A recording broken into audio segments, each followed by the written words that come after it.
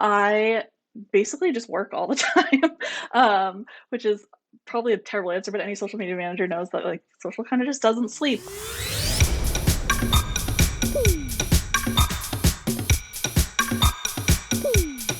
Welcome to Confessions of a Social Media Manager with me, Erin from Agorapulse. Today I have with me Ashley Wheeler. Ashley is the Assistant Director of Social Media for the Harvard Business School. Now, there is a podcast out there called Who Weekly, and they have this binary system in which they define celebrities, who's and thems. A who is like, you hear their name and you're like, who the hell is that? Someone like BB Rexa. No one's going to know who that is. I know, but that's a reflection on me. But a them is like Meryl Streep. You hear their name and you know exactly what they're about. The Harvard Business School is very much a them.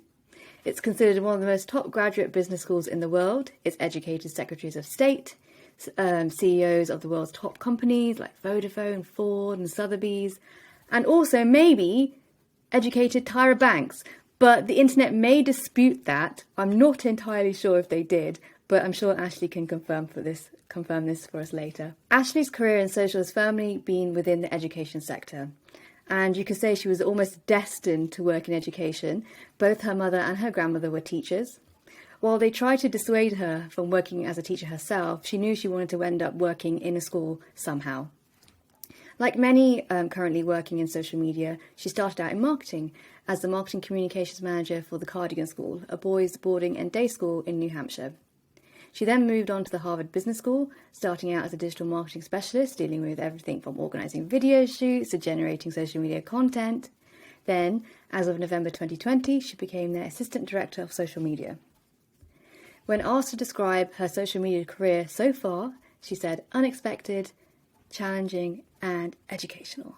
Welcome, Ashley. Thank you so much for having me. I'm so excited to be here. Thank you for joining us. I mean, I really want to know about the education sector. This is one of the things I want to have for this interview. And then your name popped up and I was like, of all the people to tell me about the education sector of social media, this is the woman to do it. So could you tell me about exactly what you do in your role as Assistant Director of Social Media at the Harvard Business School? Sure. So Harvard Business School does a ton of research. And so a big part of my job is to kind of tell a couple different stories, which I think social media is very much about storytelling, something I'm passionate about, something that I enjoy doing. And so telling stories of faculty research, telling stories of students on campus and their journey to the MBA program, their journey through the MBA program, highlighting faculty, staff, and kind of like all the things that go on campus is kind of the bulk overview of sort of what I do in my job and thinking about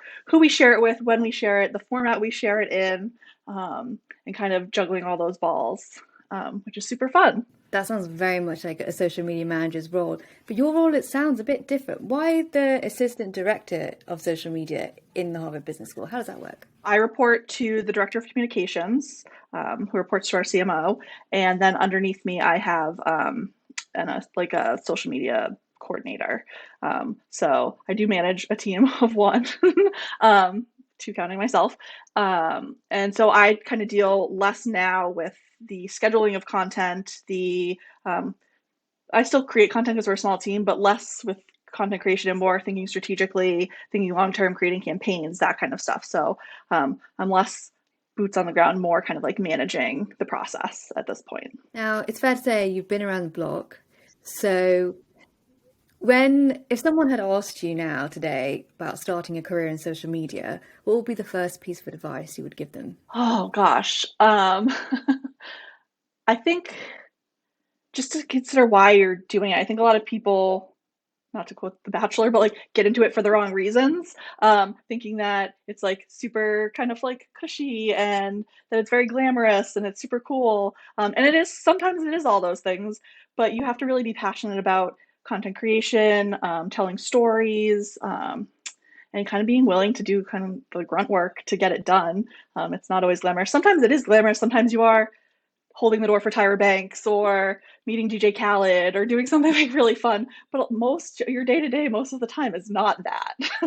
And so just to consider why you're doing it, and if it's something that you're passionate about. Like I started because I was really passionate about storytelling. I right out of college worked as a newspaper reporter. I enjoyed taking photos, and so this social media kind of just melded all the things that I really enjoyed together and seemed like a really good fit for the things that I liked to do and the things I thought I was good at. So that would be kind of my advice. I think other people have mentioned this to me as well, that like, um, go into it liking social media already. Don't, if you are anti-social media, you will not be able to force yourself to like it if there is an inherent dislike there, or you can't naturally get on board with it, or it doesn't come naturally to you. So yeah, I definitely agree. Like, want to do it in the first place, and then the harder bits when they do come are just that bit more manageable. What is a typical day like for you, working at the Harvard Business School? So it totally varies. There's so much going on all the time, which is one of the reasons I love it, because you never know what your day is going to look like. It is a lot of meetings, will say usually, but it's a good balance of meetings and kind of getting to go to events and cover things, whether it's visiting the classroom, like if we have a new case protagonist, sometimes we'll be allowed in the classroom to do live social for it. Whether it's going to professors' offices, we do this little thing called office hours where we source questions from our Instagram audience. And so we'll go to professors' offices and kind of ask them questions, to going to speaking events, to book talks, to kind of anything in between. You never know what a day is going to look like. If it's a slow day, maybe we'll walk around campus and take some pictures. And then it's just kind of thinking strategically about what's coming up. We're always thinking a month or two ahead. So we've already started kind of thinking about the end of the year, which is crazy. But yeah, every day is different, which is one of the things I really like and value about working in social. Obviously, doing this for like a university, you as a communications like team, which is what you basically are, is that you're at a sort of the nexus of all these different departments. And I've done social media for a university before, so I get not quite as amazing as yours, but I do understand that you must really try hard to get buy-in from different places that aren't naturally attuned to the needs of social media. Professors, for example, like I remember that, like, sometimes they're a bit like, either a bit like, can you just not put this on social, just put it on there, or trying to convince them that it's worth it to promote their program is a lot. How have you developed the skills to get people to buy in to what you're doing for the university?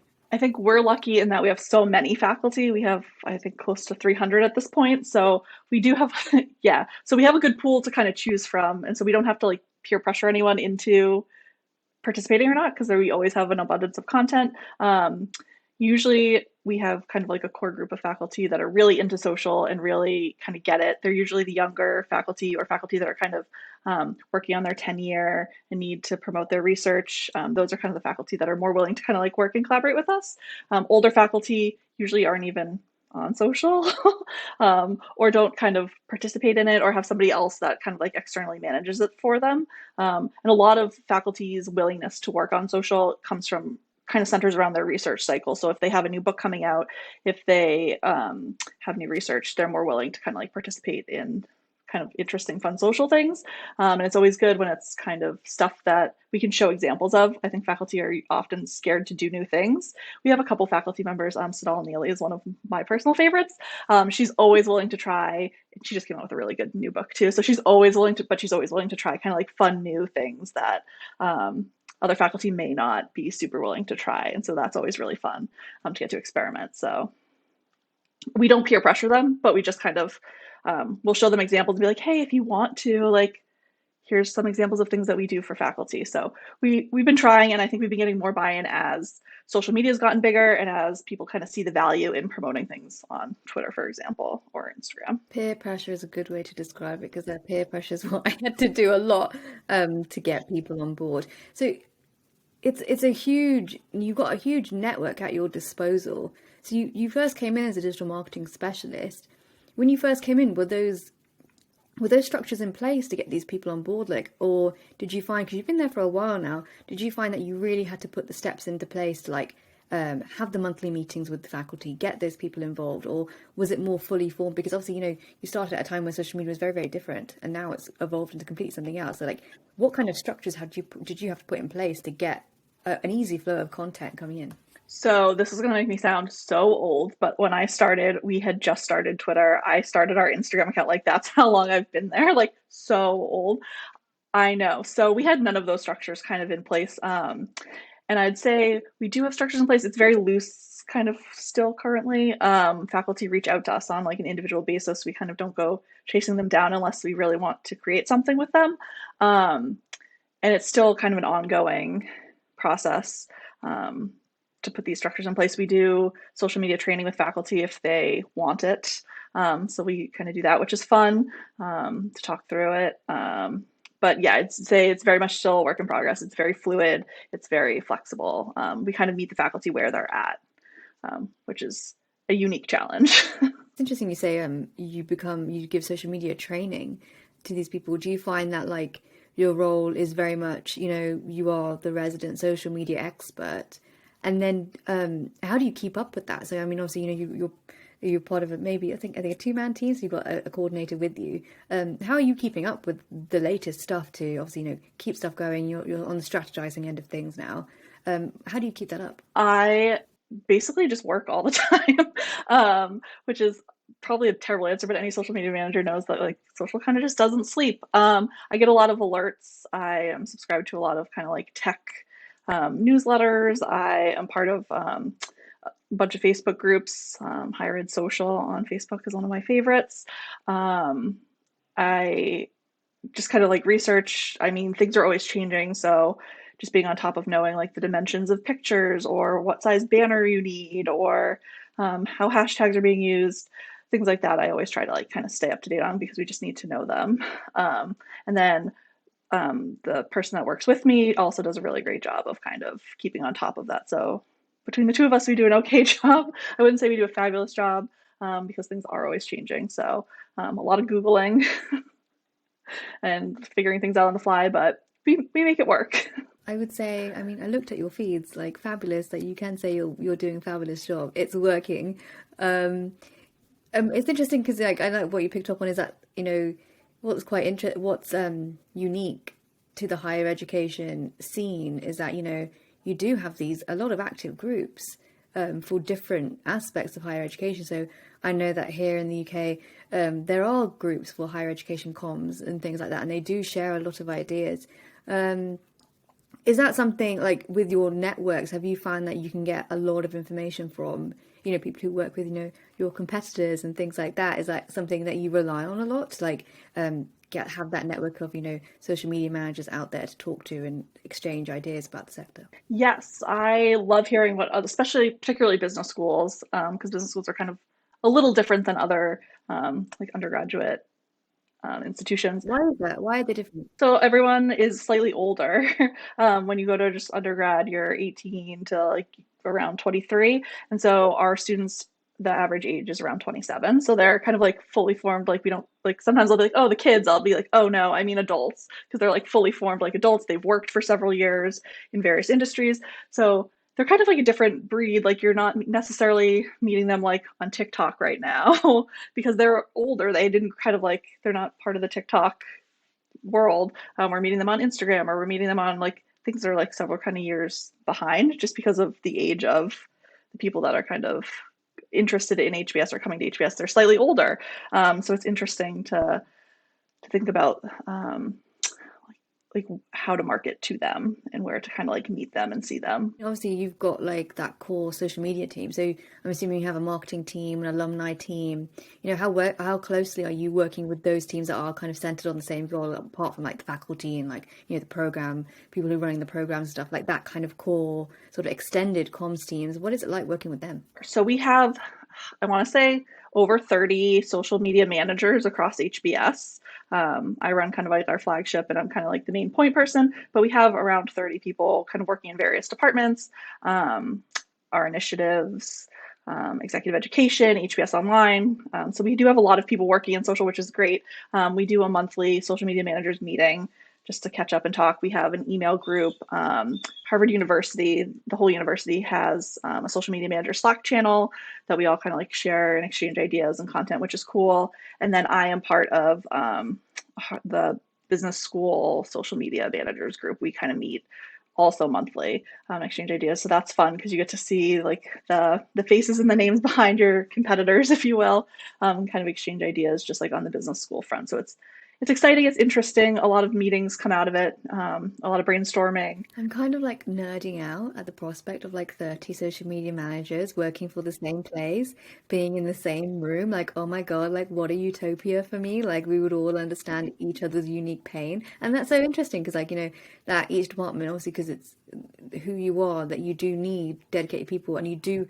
It's good to hear that you do have the dedicated resources in the department, so you yourself aren't scrambling. So I understand now how much more smoother your process is because you've got your people in those places kind of putting the things together. So I kind of work so I manage and kind of like work on like our flagship accounts like at Harvard HBS. But then all those social media managers kind of manage, it might be just like a part-time part of their job or like rolled into kind of like other job descriptions or whatever. But I work as a kind of like advisor to kind of the other social media managers on campus. So it's really fun to see like what projects they're working on, to answer questions, to help source photos, to work on creative if there's a project going on. And it kind of like keeps me like boots on the ground, like an ear to the floor, I guess, just to know what everyone's doing and be able to kind of like weasel my way into knowing everything that's going on campus. And you mentioned projects, so you get to know what projects everyone's sort of working on and that keeps you excited.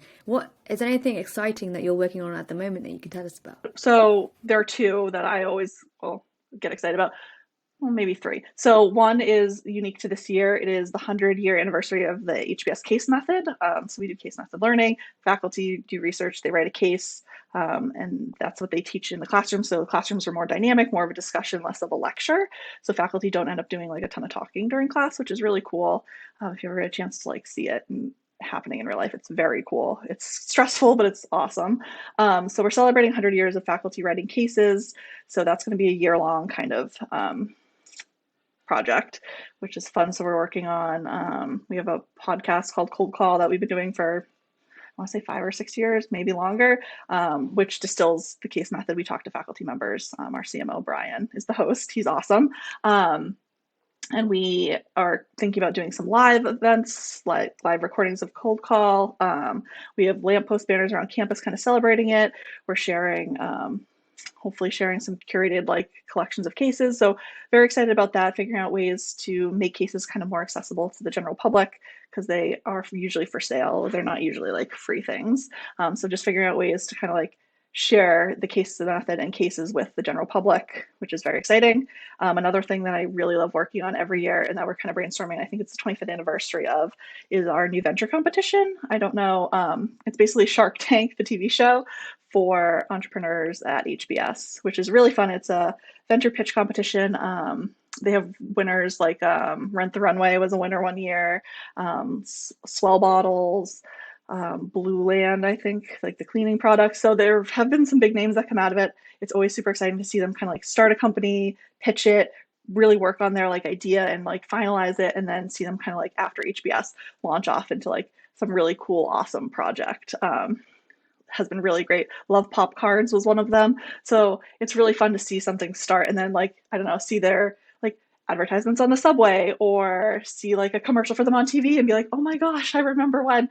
I always really look forward to that. It's super cool to see kind of behind the scenes of how all that works.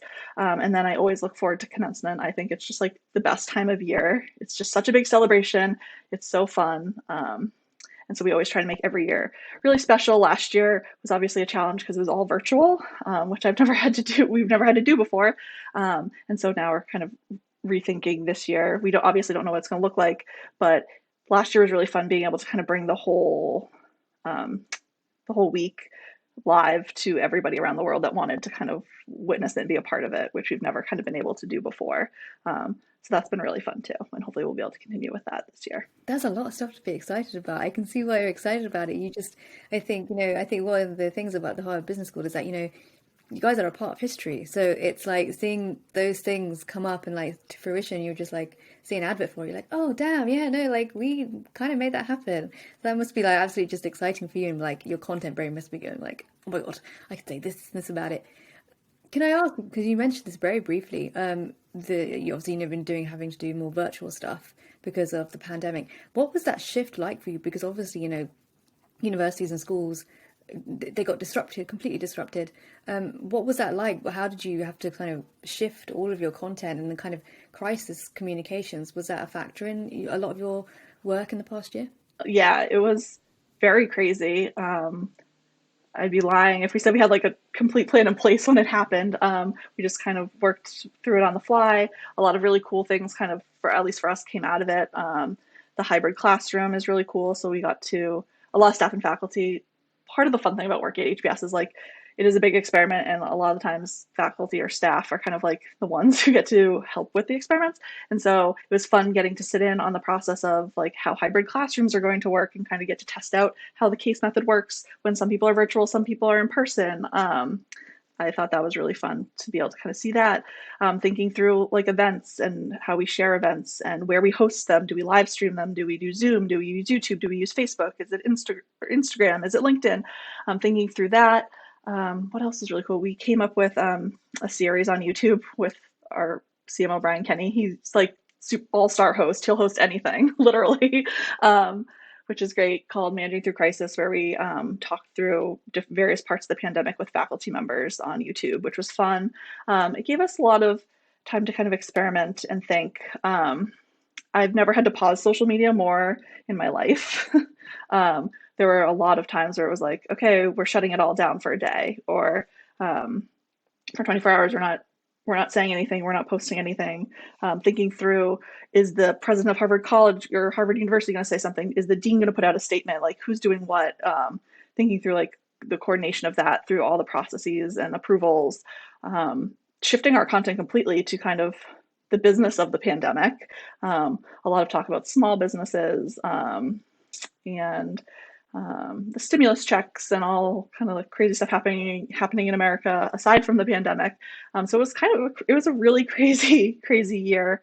But it was good to know that we are flexible, we can pivot, and that like our audience was pretty forgiving when things like didn't necessarily go according to plan, or if we had to pause, or if we weren't putting out as much content as we usually would be. It was good to see people kind of like stick with us and weather the storm together. Yeah, that flexibility, like you're on the forefront of that really as working in social. Like you're the one synthesizing everything from that's going on in the university and putting it out to the public. So I think more than anybody is like you have to be the one flexible to understand, okay, well, this will work, this will work, this won't work, and getting that out there for them. So I can imagine. But it's really good to hear that, despite all the disruption that went on, you didn't cower away from it. You really pushed forward and like, okay, so what can we do next? What can we do next? And having that sort of that dynamic way of thinking is hard in a crisis, but I'm sure HBS like had an asset in you to make that happen. So if I was going to have a crisis on my team, I would want you there. HBS is like a really great place because they're always, whether it's students or faculty or staff, they're always kind of encouraging innovation. So like they're really more than happy. Even before the pandemic, I think a big part of why I enjoy working there is just because they encourage you to take chances, take risks, try something new. If it doesn't work, that's fine, but they are always looking to innovate and be creative. And it was great to be in an environment where I felt comfortable enough to be able to just be like, hey, let's try this, and be like, I'm not going to get fired. I'm not going to lose my job. I'm not going to get in trouble. And I think that's really key to being able to like do a great job at your job, is to not be scared to make mistakes or get fired or whatever. So that was super helpful too. Yeah, no, that definitely helps when you're working in social because you have to like continuously move with trends to keep relevant. You're battling algorithms, you're doing all these things, and new features come up, and you've got to do something for that. It's good to know that you're in the environment that is receptive to that because some social media managers aren't. Like they are quite rigid in what they can do and can't do, and really have to put their case forward, especially when they're more there's more accountability, like there sometimes is in the education sector. There's sort of not extremes, I would say, but there is a scale of like the places that are happy to get on with everything, but the people who've got shoestring budgets and they're like, okay, I don't think we're going to be able to put like a bunch of money behind reels, okay, so maybe park that. Obviously, you got so many, you have the abundance of like HBS, that you're so agile, so you have so many projects on the go. How do you measure success on social media with so many things going on and so much content at your disposal? So success is a weird thing, I think, in higher ed, especially at HBS, because we're not necessarily selling something. So it can't be like how many conversions, like click conversions do you have to buy this product, or like, because the product is really just like education, knowledge. Um, so for me, success is people follow us and get the best possible sense of what HBS does. So for me, that's sharing diverse and interesting and unique stories. That's giving people faculty research. That's sharing photos from campus. That's if I paint a full picture of what's going on at HBS, that's success for me. Not focusing too hard on certain areas, I think. And really, a good chunk of my job and how I sort of measure success too is myth busting. People have a preconceived notion of Harvard, what it is, um, that you can't go walk around on campus, that everyone's rich and snobby, and like there's just these preconceived notions that just aren't necessarily true. And so for me, if I can change some people's minds and make them feel like Harvard would welcome them with open arms, like that's a big piece of success for me too, because um, everyone's kind of invited to walk around, be part of it as much as they possibly can.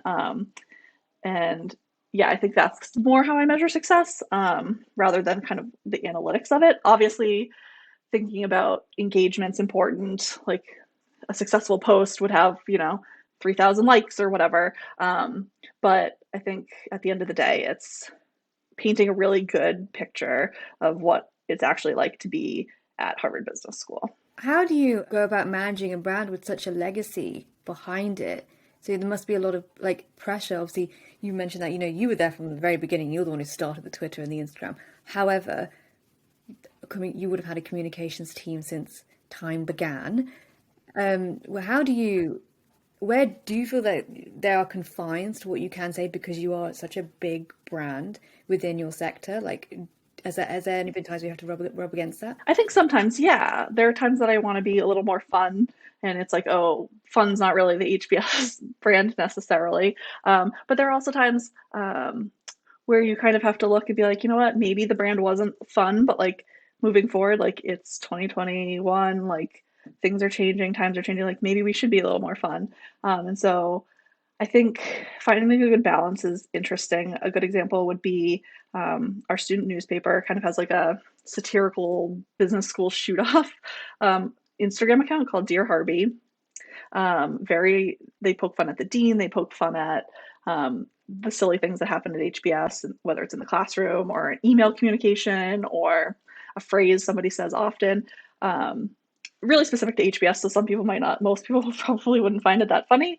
But that's something that's very off brand for us. We don't manage it, but even just allowing it to be part of the online presence of Harvard Business School is terrifying, but it also kind of helps show what students are thinking about, what bothers students, like things like that. And so being able to kind of like let go of the brand a little bit has been a challenge, but it's really fun to kind of think through like Harvard Business School in the modern day. But we also obviously try to honor kind of the legacy and history. And it's been really interesting this past year, kind of with all the diversity and inclusion efforts we've been going through.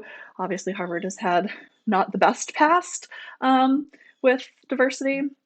And so, kind of acknowledging that and looking forward and trying to do better in the future is kind of one of our bigger hopes for this year, next year, years to come. Highlighting more diverse, unique stories, accepting more diverse and unique candidates. It's just like an effort across the school.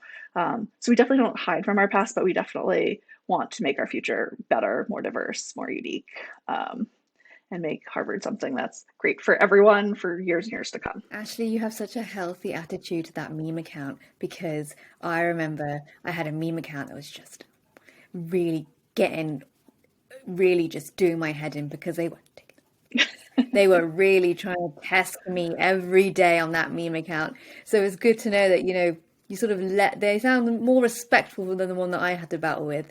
But That's definitely a thing of university culture in higher education is that like be prepared for the meme accounts to try and ruin your day any which way they can. Any way they can. And who's running it? You can never find out who it is. So you're just like, for God's sake. We're super lucky in that students will, we're not allowed to say, but students will let us know who they are. Like I have a meeting with them next week, which is very lucky because most people wouldn't. But there are a lot of other business school accounts where people won't give up their identity, like Crazy Management Consultant or MBA Mikey, or there are a bunch of them, but they always poke fun at HBS. And so, but I appreciate the poking fun. It gives me a good point of how people perceive HBS, and it kind of allows you to counter those perceptions. So it is useful, even though sometimes it's like, oh my gosh, why are they making fun of me so hard? I know. But please, like, of all days, I need you to do that kind of meme. And today is not the day. Is it ever the day? So you've touched on this before, like you mentioned before that you were like, oh, to keep on top of everything in social, I'm online all the time. How do you manage, if you can, a work-life balance in social media? I mean, I just sound like the biggest HBS fangirl, but like they truly, my bosses are great about like the weekends are for you, like log off, like I mean, there are situations like there's a rally planned this weekend with kind of like the crazy like pro Trumpers. So like we're shutting down social media tomorrow. And so that's kind of one of the things where I will have to work on the weekend, but most weekends are pretty free for me, which is so nice. And they kind of respect and understand weekends. Also, just like planning ahead, like having content just scheduled out makes it so I don't always have to be working, which is also nice. Um, but I mean, if I'm sitting on the couch and watching like Real Housewives or something of the sort, like I will be scrolling through and like engaging and answering DMs and finding retweets and kind of doing stuff that is just sort of a little more on the mindless side. Um, but I try really hard to make sure I log off at some points. Like vacations, I make sure I log off. Like it's really important to definitely like sign out, log off, don't participate, and then you can come back and feel really fresh and good and re-energized to keep going. Easier said than done, but I really try to do that. I know what you mean about when you're like sort of on the sofa and you're like watching something and you just sort of like in the corner of your eye, you're just sort of scrolling on your company feed, like, let me just check, let me just. Especially if like I've already been cruised through everything on my own personal accounts. It's like, all right, I guess I'll go over to HBS and see what the trolls are saying. Do you have like a separate work phone or is it just you have your own personal phone and you've got the channels on there? No, it's my own personal phone. At first, that was so terrifying to me because everything's kind of like interconnected. But luckily, there haven't been any mishaps. There have been like kind of funny reverse mishaps where I've accidentally posted like an HBS story to my own personal account, but never the other way. Knock on wood, that continues. But things like that. But yeah, it's all interconnected. It's all on one phone, so it's very scary.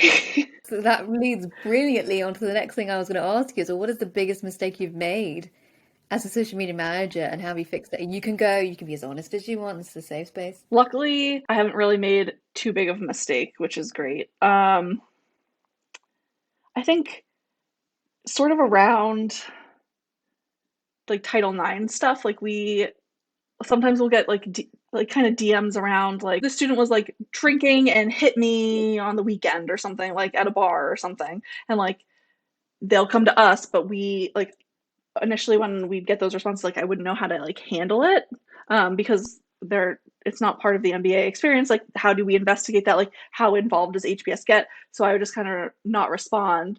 And like, it turns out not responding is not a good solution to the problem either. So we have like a coordinator who kind of deals with like on the MBA side of things, like students who misbehave or students who, I don't know, like steal money or whatever the issue may be. And so knowing that like we just direct people to that rather than trying to like solve the problem ourselves or just ignore the problem, like to be more of like a problem solver, I'd say that's where I think starting out I messed up the most. Obviously typos, like really bad typos, there have been a couple that's like oh, that have been really bad, but other than that, luckily I haven't had any big like mess ups, mishaps, PR nightmares. So Could you explain Title IX, what Title IX is for audience members who don't know some of the university lingo? yeah, so Title IX is just kind of like the fair treatment of men and women.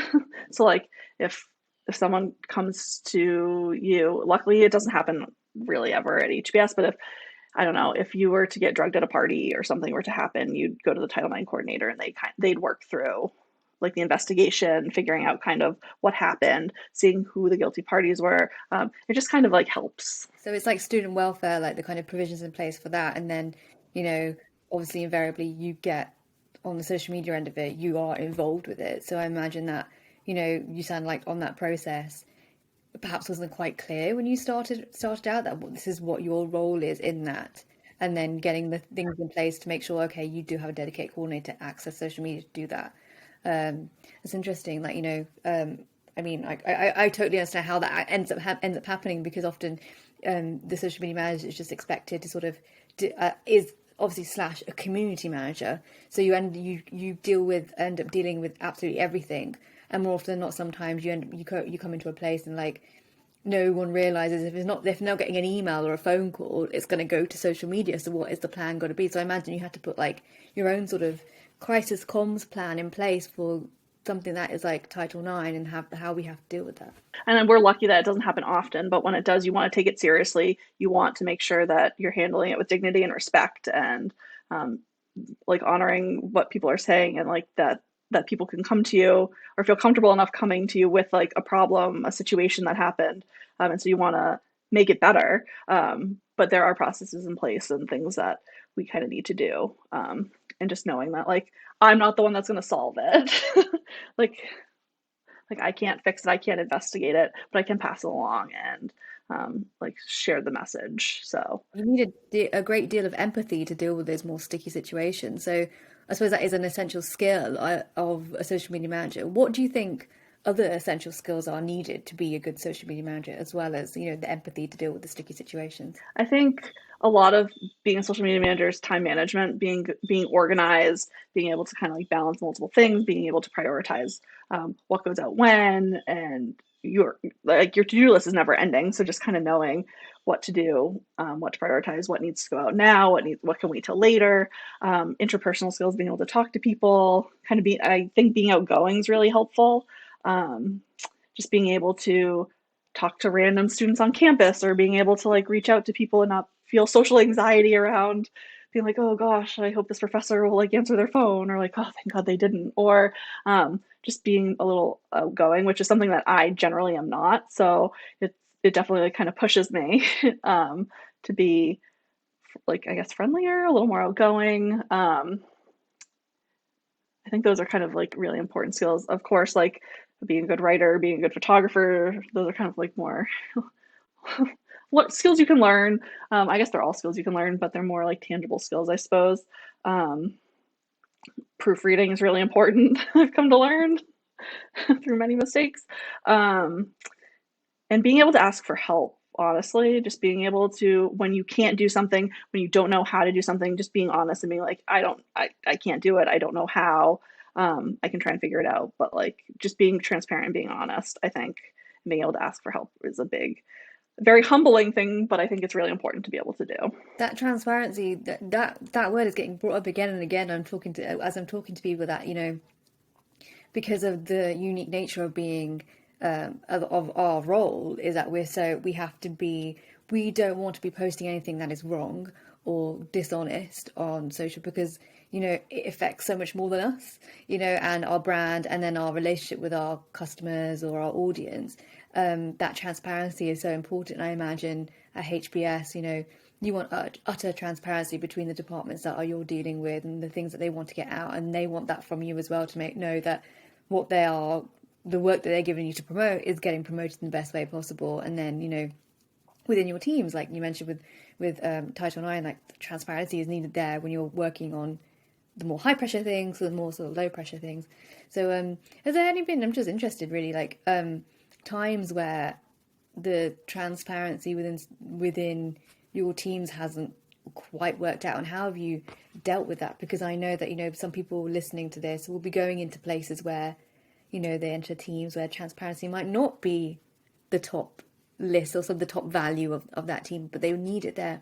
What would you say to people to keep have that value there in place? I mean, I've always been of the mindset of just practice what you preach, or like lead by example. And so I always just try to be really transparent. And I think that kind of, if you're transparent, others will be kind of transparent with you usually.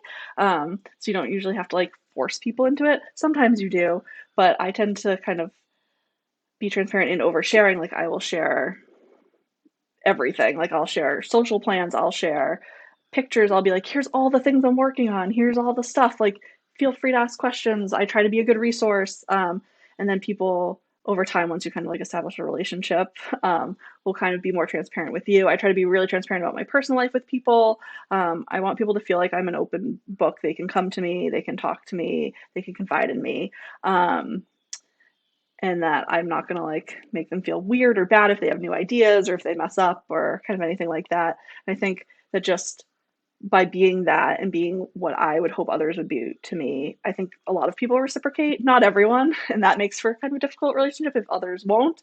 But for the most part, I think people will reciprocate if you're kind of like living authentically and transparently.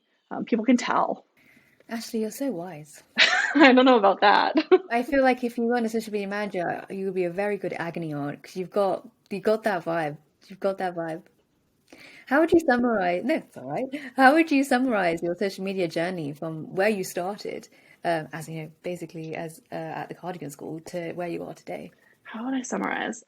I mean, I'd say it's been just like a fun learning experience. Again, when I went to college, because I'm like basically, I think a dinosaur as far as social media managers are concerned. I There was no social media, like we weren't talking about and learning about in school, like Facebook or how to publish a blog post on LinkedIn or what blogs even kind of like were. I was learning like how do you write a news article for the paper and like how do you take pictures on film, like crazy old school things. And so it's just been really fun to be kind of part of the actual journey of like watching social grow, watching it become a marketing channel, um, and evolve and take off, and kind of being able to, I've been lucky to be able to like grow and adapt like through that. It's been really fun.